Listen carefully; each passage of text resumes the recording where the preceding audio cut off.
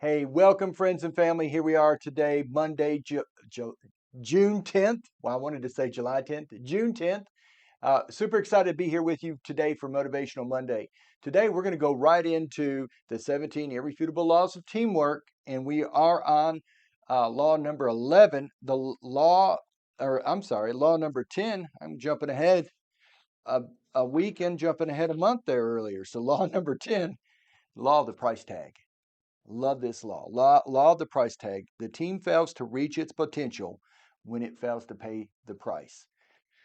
Not too long ago, it was at the very end of last year, I believe, that we had worked out an agreement with Mr. Cry and his wife Lisa. They're wonderful. I've worked for this tremendous company called Crylike for 15 plus years. And right here in this office that we're coming out of you live today from in 1400 Neal Street in Cookeville, Tennessee. And we had reached an agreement to go ahead and purchase the building. Harold was very kind to give us options, and we really prayed about it. We thought it was time to start our own company, which is Elevate Real Estate. But in that process, we had a very short window to get everything done. And when you're transitioning from working in a company to going to the position of where you're going to own it.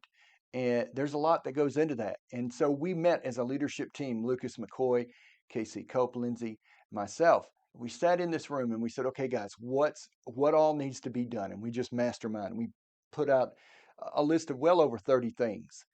And some of it ranged from getting prices on current phone systems to flags to contracts that need to be adjusted. Where do we get the money to make the purchase?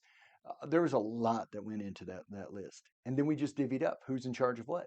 So Lucas took so many, KC, Lindsay, myself. We all took some of the responsibility, made it a lot easier. But as a team, we're starting to really pay a price to make this adjustment, and we had again like 35 days to get this done. So it was a race to the finish. It was all hands on deck. And on top of that, we still had our daily, going out on listing appointments, preparing paperwork, negotiating offers, um, calling prospective sellers and buyers. So we still had all of our full day ahead of us, plus all these other responsibilities. But again, when you fail to pay the price, the team will never reach its potential. And there was a price to pay. And I'm so grateful to be working with the team today that was willing to pay that price and make that transition. Here we are again in June 10th, and that we probably closed that in somewhere like right around February. So March, April, May, June. So probably 120 days later, we're doing great as a team. We've got some tremendous opportunities that we've been very fortunate and thankful to get. So the willing to pay the price, there's always value. How about you? Have you had those times in your life where there's been a price to pay and you've had to decide, am I going to be willing to pay that price or not? What is the cost of this? And the value of something by the price tag on it, right? Like we see the value by the price tag. And there's a price to pay if you want to get in shape, if you want to have a healthy marriage, if you want to have a healthy business. There is a price to pay. And so we got to be able to decide if we're willing to pay that price. And generally we should do that on the front end, right? We shouldn't do it like, oh no, how did I get here? Oh, I can't believe I'm in this situation. We really need to probably count the cost on the front end so we don't get in the middle of it and just, as Zig Ziglar said, get cooked in the squat. And that's what happens to a lot of people if you don't assess the cost and commit to making that price, paying that price. I am just going to say this as a believer. I often think of the price and the value that Jesus put on me, that God my Father put on me. He said I was so valuable that he was willing to send his best in heaven, Jesus, to die on the cross for me. It was my sin that put him there. And when I think about that, I stand in awe to know the value. See, growing up throughout my life, unfortunately, I was told I was dumb, stupid, I'd never amount to anything. And that was something that I heard not once a day, but often every day. And heard that from somebody who I would, cared about and somewhat cared. I'm sure she cared for me. That was come from my mother. So when I realized that God loved me so much that he found me valuable, whoa, don't you think that was a game changer for me? Like there's some value here. Like I wasn't told that, but I was showed that through God sending his son Jesus to die for me. He paid a price for all of us. And that means that we're all valuable. So don't ever shortchange your value. Know your value. Know you're valuable. Maybe the world don't tell you that. Maybe the people closest to you aren't saying that to you, but you should know that because God loves you. He has a purpose and plan for your life. I took some notes here on this and I put here what happens when we are unwilling to pay the price. And also put this down. And it says, little sacrifice, little reward. Great sacrifice, great reward. So, what happens when we are unwilling to pay the price? Well, we're not going to live up to our full potential. We're not going to live up to the best life that God has for us. What happens when we don't pay when willing to pay the price? They begin to get too comfortable and start coasting off past performance. So maybe you've been a part of a company or seen this in a relationship or in teams that you've been involved in where they're not willing to pay the price anymore, so they kind of just start to coast and they're just kind of getting by on past performance. This is very common in the business world, probably common in a lot of marriages. Lose motivation and begin to decline. So when you start coasting, you're not getting motivation. You're not going from victory to victory. If anything, you're just kind of just getting by and keeping your head up.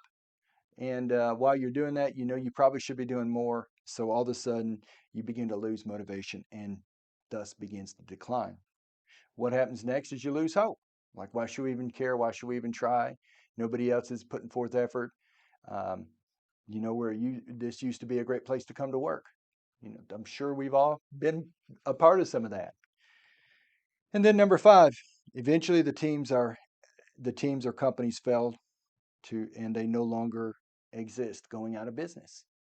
Or if it's a relationship, maybe the relationship ends. It ceases.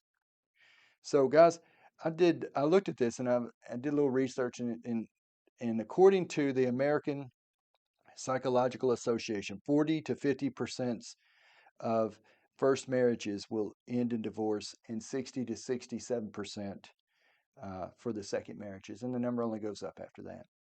So again, if you're not willing to count the cost on the front end and pay the price throughout the process, these are things that are going to happen.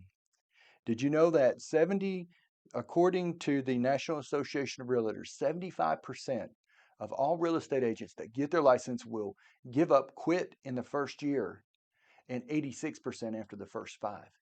Isn't that crazy? To be in such a phenomenal business, such a great opportunity, and yet so many people never get to the success that they could and should have in this great, great industry called real estate. I also looked at, according to the U.S. Bureau of Labor Statistics, 20% of all new businesses fail in the first 2 years, 45% in the first 5 years, and 65% after 10 years, leaving only 25% of all new businesses to make it past 15 years. I guess I feel very blessed to have been a licensed real estate agent now for going on almost 19 years.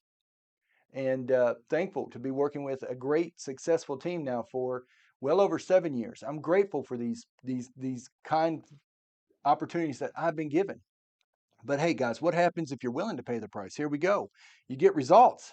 Isn't that what we want in life? We want results, which too equals greater motivation. So once we start getting results, we get greater motivation. I think of a great new team member we have, Sierra, who came in the beginning of the year and never been in real estate. We've interviewed her here a few times, and she has, I think in the last month, she put 5 under contract. I know she was out Saturday showing potential $1 million buyers. And so folks that are moving here from out of state that are entrusting her with their business at that price tag. So they must see some value in Sierra, and Sierra has great value. And because why? She's gotten results. And that has given her greater motivation, which leads to you continuing to grow and expand as a person. Shouldn't we all be doing that, really? Shouldn't we all be growing and expanding as individuals? If we're not expanding, then what are we doing? We're getting smaller. And then what happens as we expand as persons, this making you more valuable for yourself and for those that are around you. So guys, as we continue to grow and expand, we become more valuable. We fulfill our potential. And we become more valuable to the people that are around us, that are in our lives. And if we're not doing that, then what are we doing? And why are we doing it?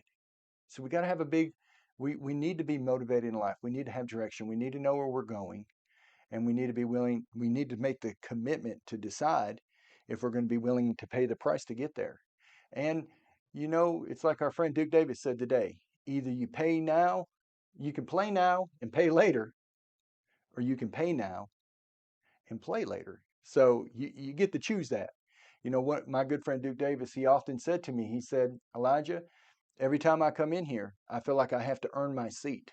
Like every day I come to work, I'm still earning my seat. This is after 7 years of very successful sales record, selling well over 50 homes every year, consistently for years. But he continues to come in with that mindset that I've got to earn. See, too many people come in with the mindset saying, you owe me something or I'm entitled to this. Why people feel that way, that's beyond me. But let me tell you, when you have the mindset that I get to earn this, that I get to be a part of this, that's when you're going to grow. So thank you very much. I hope that, I challenge you this week to really pay attention to the price that needs to be paid with the team you're on, the company you're working with, the marriage that you're in, your commitment to your family. There's a price to be paid, and we got to continue to earn those seats each and every day. So that's my challenge to you. Look at that. Look at those areas. Are you paying the price? Are you willing to pay the price, or have you been slacking? And if you've been slacking, why? Find out what that problem is. Don't focus on that problem. Focus on the solution and get past that problem. So you can start willingly starting to pay the price again. Thank God for Jesus, who willingly paid the price for us because he knew how valuable we are to him. Thank you. Hope you all have a great, great rest of your week.